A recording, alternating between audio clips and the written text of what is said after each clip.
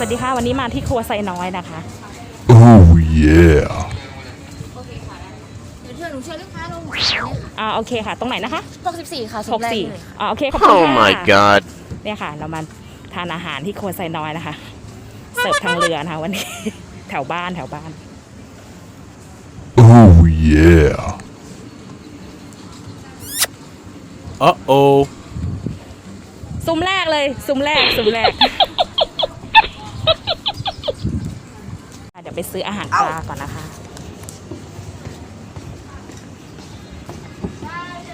Ready go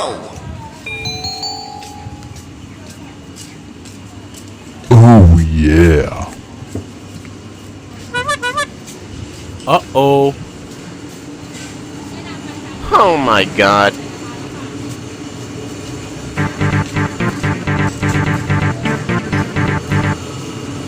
Oh yeah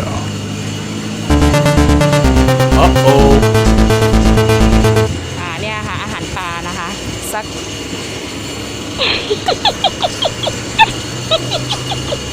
เอาสัก3กระปุกแล้วกันนะคะ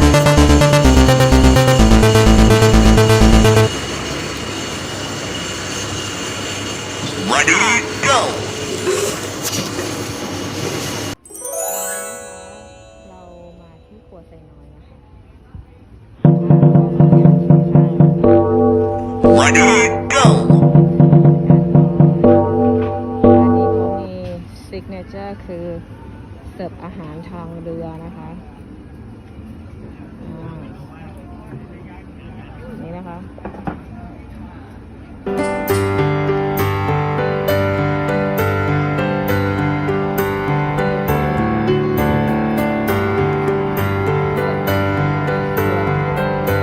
Uh-oh ร้านอยู่ไม่ไกลนะคะ อยู่เยื้องๆกับโรงพยาบาลไซน้อย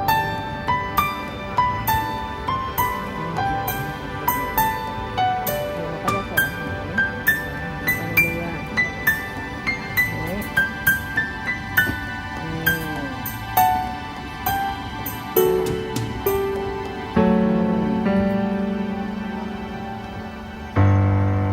Oh yeah Uh-oh คนเยอะอยู่นะคะ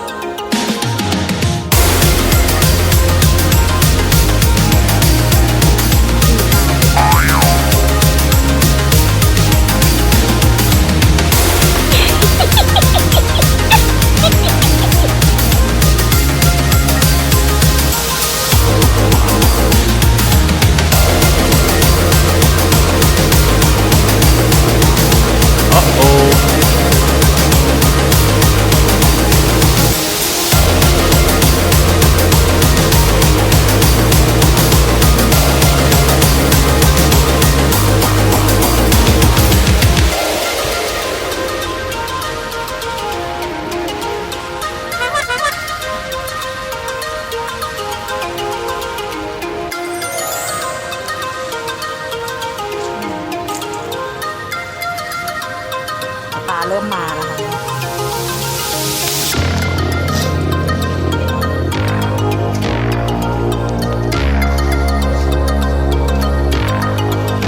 อันนี้พ่อมาปลาเริ่มมาเริ่มมานี่ให้อาหารปลา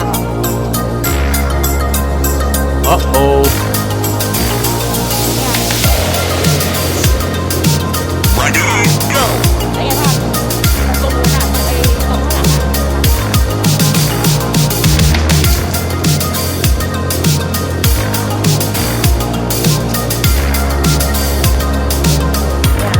Uh-oh